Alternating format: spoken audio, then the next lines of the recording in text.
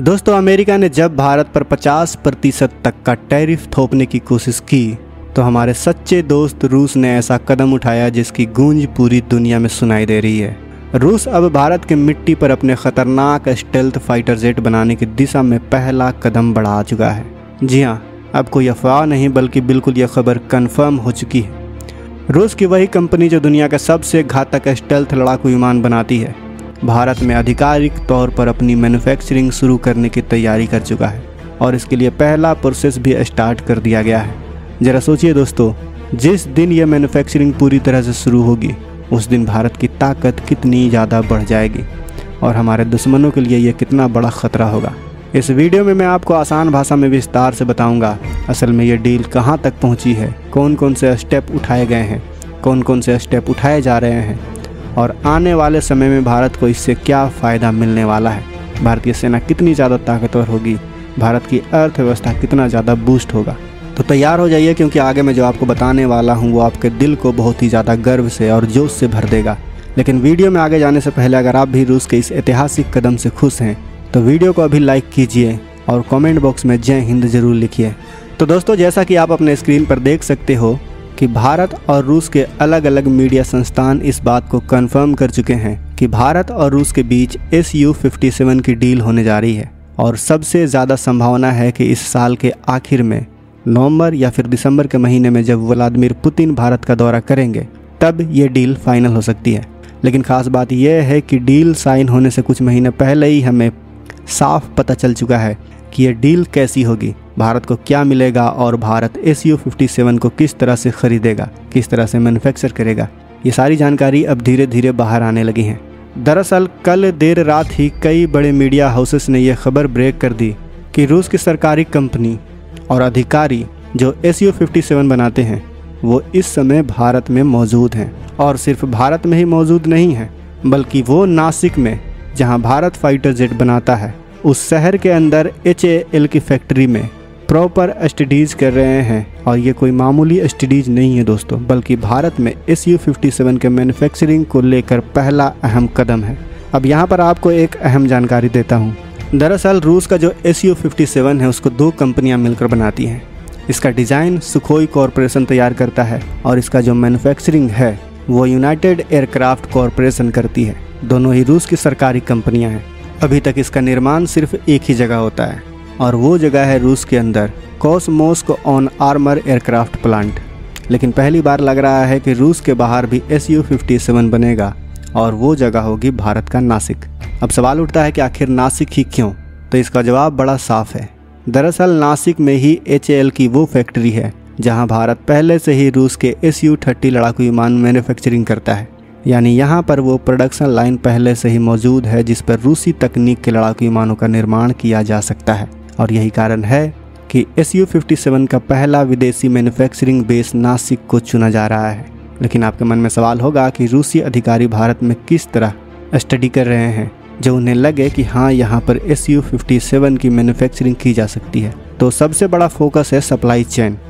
रूस चाहता है कि जब वो Su-57 के अहम पार्ट्स भारत को दे, चाहे वो इंजन हो, स्टेल्थ टेक्नोलॉजी हो या बाकी एडवांस सिस्टम, तो बीच में कहीं भी वो तकनीक लीक ना हो सके।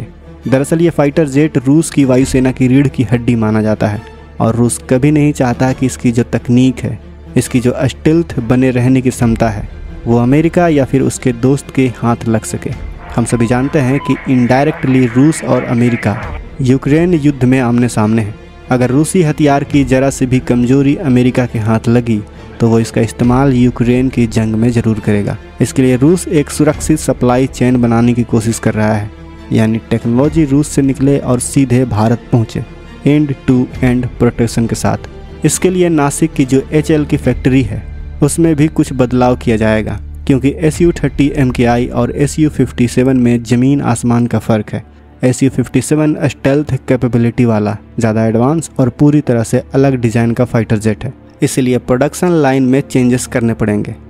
और रूस का कहना है कि इसकी जो फैक्ट्री की क्षमता है, मैन्युफैक्चरिंग की जो क्षमता है, उसको भी बढ़ाना पड़ेगा। आपको बता दूं कि फ़िलहाल HAL नासिक फैक्ट्री जो है HAL का, उसकी जो एक साल की Su-30 MKI की मैन्युफैक्चरिंग कैपेबिलिटी है वो है 12 लड़ाकू विमान बनाने की। लेकिन भारत और रूस दोनों ही चाहते हैं कि इसे और ज़्यादा बढ़ाया जाए। इसके अलावा एक और स्टडी चल रही है और वो स्टडी है फाइनेंशियल एक्सपेक्ट। अब इसका क्या मतलब हुआ? दरअसल रूसी एजेंसियां ये आंक रही हैं कि अगर भारत में Su-57 बनेगा तो लागत कितनी आएगी, क्या इसकी लागत और ज़्यादा बढ़ सकती है या फिर इसे किसी तरीके से इसे और कम किया जा सकता है। किस अनुपात में भारत और रूस मिलकर उत्पादन करेंगे। जैसे हमने ब्रह्मोस में मिलकर अलग अलग तकनीकों में योगदान दिया, रूस चाहता है कि भारत भी Su-57 में कितने अनुपात में योगदान देगा और ये रिपोर्ट भारत और रूस के सरकारों को सौंपी जाएगी। जब ये सारी स्टडी हो जाएगी तब एक रिपोर्ट बनेगा, तब ये रिपोर्ट रूस के सरकार और भारत के सरकार दोनों सरकारों को सौंप दी जाएगी और फिर दिसंबर में डील साइन होगी। जैसा कि हमने पहले बताया कि जब दिसंबर में राष्ट्रपति पुतिन भारत में आएंगे तब इस डील में साइन हो सकती है, जिसके बाद ये फाइनल हो जाएगा कि ये विमान बनने के बाद कितने विमान रूस जाएंगे और कितने भारत में ही रहेंगे।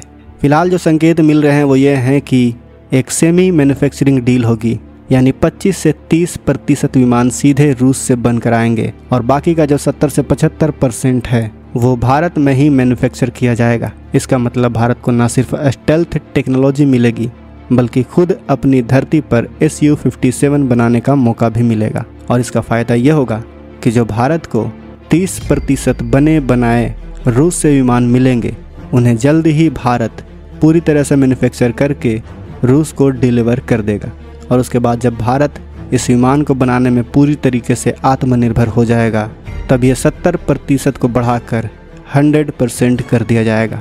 आने वाले समय में ये अनुपात 50-50 भी हो सकता है या फिर 90-10 भी, लेकिन इतना तय है कि भारत अब Su-57 को खरीदने की दिशा में तेज़ी से आगे बढ़ रहा है और इसी के साथ भारत का अपना AMCF प्रोजेक्ट भी आगे बढ़ जाएगा।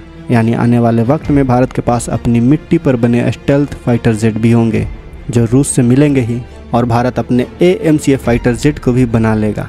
अब अगर हम Su-57 की खूबियों की बात करें, जो लोग नहीं जानते हैं कि इसकी खूबी क्या है, तो उनको बता दूं कि यह फाइटर जेट रूस का पहला 5th जनरेशन स्टेल्थ एयरक्राफ्ट है जिसे खास तौर पर अमेरिका के F-22 और F-35 को टक्कर देने के लिए बनाया गया है। इसकी सबसे बड़ी ताकत है इसका स्टेल्थ डिजाइन जो इसे रडार पर लगभग अदृश्य बना देता है। इसके अलावा इसमें सुपर क्रूज क्षमता भी है, यानी बिना आफ्टर बर्नर का इस्तेमाल किए ये लंबे समय तक सुपरसोनिक स्पीड में उड़ान भर सकता है। इसमें लगे हैं AL-41F1 इंजन जो इसे ज़बरदस्त थ्रस्ट और पावर देते हैं जिससे यह किसी भी मौसम, किसी भी हालात, किसी भी वक्त बड़े ही आसानी से टेक ऑफ और लैंड कर सकता है। Su-57 में लगाई गई एडवांस एवियोनिक सिस्टम और फेस्ड एयर रडार इसे मल्टी टारगेट एंगेजमेंट में सक्षम बना देते हैं। इसका मतलब यह है कि यह एक साथ कई विमानों या फिर कई मिसाइलों को ट्रैक कर सकता है, उन पर अटैक कर सकता है, उन्हें लॉक कर सकता है। इसके साथ ही इसमें इंटरनल वेपन बे भी दिया गया है ताकि स्टेल्थ कैपेबिलिटी बनी रहे। और रडार क्रॉस सेक्शन तो इसमें होता ही नहीं है। इसमें air to air, air to ground और यहाँ तक कि हाइपरसोनिक मिसाइलों तक को ले जाने की क्षमता है। इसके सुपर मैन्यूवरेबिलिटी की वजह से इसे किसी भी डॉग फाइट में दुश्मन को चकमा देने में माहिर माना जाता है। खासकर इसके 3D थ्रस्ट वेक्टरिंग नोजल्स इसे हवा में ऐसे स्टंट करने की क्षमता देते हैं जो किसी भी दुश्मन पायलट को हैरान कर सकते हैं। इसके साथ इसमें एडवांस इलेक्ट्रॉनिक वॉरफेयर सिस्टम भी लगा हुआ है जो दुश्मन के रडार और मिसाइल डिफेंस सिस्टम को, यानी जो मिसाइल का गाइडेंस सिस्टम है, उसको बड़े ही आराम से जाम कर सकता है। दूसरी ताकत इसकी यह है कि इसका जो कॉकपिट है वो पूरी तरह से डिजिटल है, जिसमें glass cockpit, touch screen display और आर्टिफिशियल इंटेलिजेंस असिस्टेंट सिस्टम लगा हुआ है। ये पायलट का वर्कलोड कम कर देता है और रियल टाइम डेटा प्रोसेसिंग करके फैसले लेने की क्षमता को कई गुना ज़्यादा बढ़ा देता है। इसके अलावा इसमें ड्रोन स्वार्म ऑपरेट करने की संभावना भी मानी जा रही है, यानी यह भविष्य की युद्ध तकनीक के लिए पूरी तरह से तैयार है। यानी कुल मिलाकर देखें तो Su-57 सिर्फ एक लड़ाकू विमान नहीं बल्कि एक ऐसा हथियार है जो आने वाले दशकों तक भारत की वायुसेना की रीढ़ की हड्डी बन सकता है।